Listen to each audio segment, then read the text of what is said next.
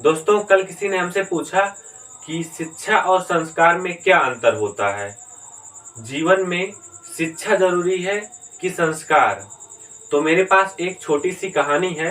अगर आप इसको अच्छे से सुन लेते हैं तो आपको पता चल जाएगा कि हमारे जीवन में शिक्षा जरूरी होता है कि संस्कार। दोस्तों, गुजरात की रहने वाली एक लेडी ने अपने एक लौते बेटे को पढ़ाने में कोई कसर नहीं छोड़ा, उसे शिक्षा देने में कोई कसर नहीं छोड़ा। बेटा बड़ा हुआ और बेटा डॉक्टर बना। बेटे ने एक डॉक्टर बहू से शादी की।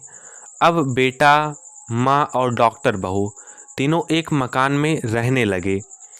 कुछ दिनों के बाद कुछ ऐसी मजबूरियाँ आईं कि बेटा और डॉक्टर बहू माँ को छोड़कर चले गए।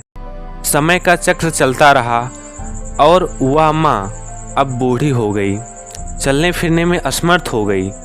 जब बेटे को यह बात पता चली तो बेटा माँ के पास आया। माँ एकदम पागल हो उठी। बेटे को देखकर माँ, जो चल नहीं पाती थी, वो उठकर बैठ गई कि मेरा बेटा मुझसे मिलने आया है। मैंने ज़िंदगी में जिसे पढ़ाया लिखाया, इतना बड़ा किया, नौकरी दिलाई, वो बेटा मुझसे मिलने आया है। बेटा और डॉक्टर बहू माँ के पास गए और माँ को सहारा देकर माँ को उठाया। माँ खुशी से आह्लादित हो उठी, पागल हो उठी कि मेरा बेटा मुझसे इतना प्यार करता है कि वह मुझे उठा रहा है, मुझे सहारा दे रहा है। निश्चित तौर पे हर वो माँ बाप खुश होंगे जब उनका बेटा या बेटी उनके बुढ़ापे का सहारा बनेंगे। ठंड का महीना था, छत पर हल्की हल्की धूप दिखाई दे रही थी।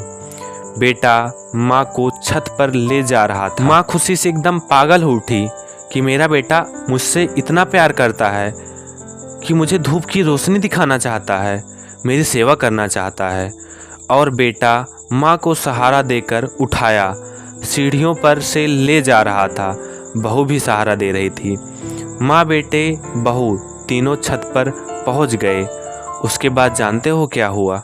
बेटे और बहू ने उस बूढ़ी माँ को छत से उठाकर फेंक दिया। माँ मर गई। डॉक्टर जो बेटा था उसने अपने माँ को उठा के फेंक दिया। याद रखना दोस्त, माँ ने अपने बेटे को शिक्षा दिया था। माँ ने पूरी ज़िंदगी अपने बेटे की शिक्षा में लगा दिया था, लेकिन माँ ने अपने बेटे को संस्कार नहीं दिया था। इसलिए ज़रूरी है दोस्त, अपने लाइफ में शिक्षा और संस्कार दोनों ज़रूरी है। बाद में जब बेटे से पूछा गया कि तुमने ऐसा घोर कृत्य क्यों किया, तो बेटे का जवाब जानते हो जनाब क्या था? बेटे ने कहा, मैं बाहर रहता था, माँ की खबरें सुन सुनकर मैं तंग आ गया था, इसलिए मैंने ऐसा किया।